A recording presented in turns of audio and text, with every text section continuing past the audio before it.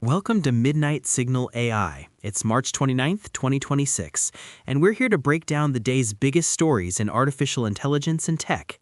Today, Google unleashes a full suite of Gemini-powered tools for developers. Fresh protocols promise to make AI agents way more interoperable, and outside the world of code, MIT Tech Review spotlights a medical breakthrough that could redefine organ transplantation. I'm Alex with Jamie alongside. Let's dive in. Let's kick off with the event that's generating the most buzz, Google I/O 2026. The Google AI blog just revealed how they built this year's interactive Save the Date puzzle experience.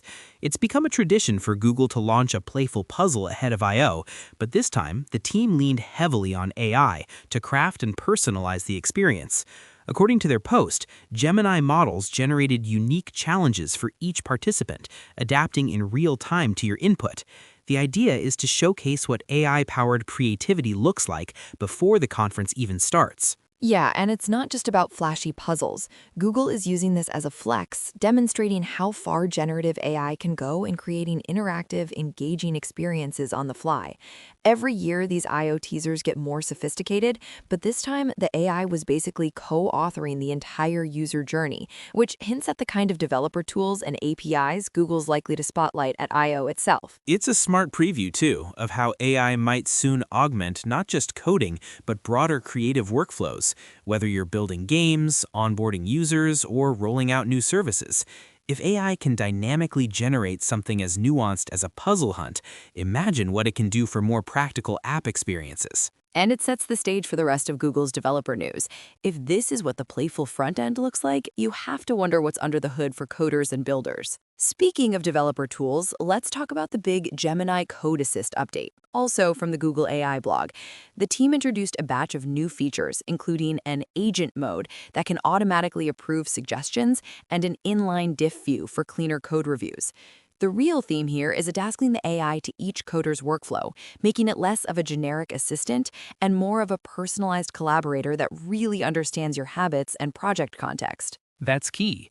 We've seen coding assistants for years, but this push toward tailoring the AI's behavior, like smarter context management and custom commands, could genuinely change the way teams work. Google's betting that the future isn't just AI that can code, but AI that adapts to how you code. On a related note, Google also rolled out finished changes and outlines for Gemini Code Assist in both IntelliJ and VS Code. These features are all about reducing friction. Finished changes lets AI complete your code or refactor based on your current edits, while outlines helps you instantly visualize and navigate complex code bases. It's like having an AI-powered pair programmer who's always up to speed. Exactly. This is a big deal for anyone working with legacy code or trying to implement major changes across large projects. Instead of stopping to explain everything to the AI, you get seamless contextual help. It's less about prompting and more about true collaboration, which is what folks have been asking for. And there's more. Gemini CLI now features Plan Mode. This is a read-only environment where the AI can analyze your entire codebase and propose architectural changes without the risk of accidentally running or breaking anything. The addition of the Ask the User tool also means developers can interactively refine strategies and pull in outside data before making any real changes. That's a huge confidence boost for devs, especially in critical production environments. Giving the AI a safe sandbox to plan and strategize without executing shows Google is listening to real developer concerns about trust and control. Zooming out from tools to infrastructure, the Google AI blog also introduced a Developer's Guide to AI Agent Protocols. This is about standardizing how AI agents access data and talk to each other. They're using real-world scenarios, like a kitchen manager agent that can check inventory, handle payments, and talk to suppliers in real time. The guide outlines 6 new protocols, including Model Context Protocol, MCP, and Agent-to-Agent, A2A, designed to eliminate one-off integration headaches. Yeah, the comparison to a kitchen manager is perfect. Instead of gluing together dozens of APIs or writing endless glue code, these protocols let agents handle everything from inventory to payments in a unified way. If this approach catches on, building complex agent ecosystems could get a whole lot faster and more secure. Shifting gears a bit, there's a practical demonstration of AI agent power too.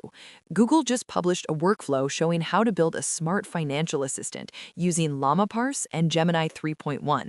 The trick is combining LlamaParse for extracting data from messy documents, Gemini 3.1 Pro for parsing dense tables, and Gemini 3.1 Flash for fast, affordable summaries.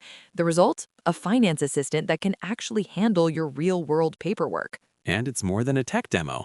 This is the kind of thing that could help small businesses or individuals keep up with complex financial data without hiring a team of analysts. The event-driven architecture also means it could be easily customized for other domains.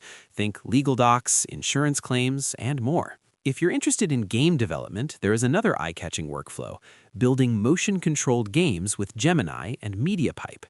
Details how developers can use Gemini Canvas to prototype real-time mechanics, like tracking shoulder movement with MediaPipe Pose Landmarker, just by prompting at a high level. Then they refine the prototypes in Google AI Studio, optimizing for latency and stability before refactoring with Gemini Code Assist. What's cool here is how quickly developers can go from idea to working prototype. By letting the AI handle the low-level plumbing and optimization, teams can focus on gameplay and creativity.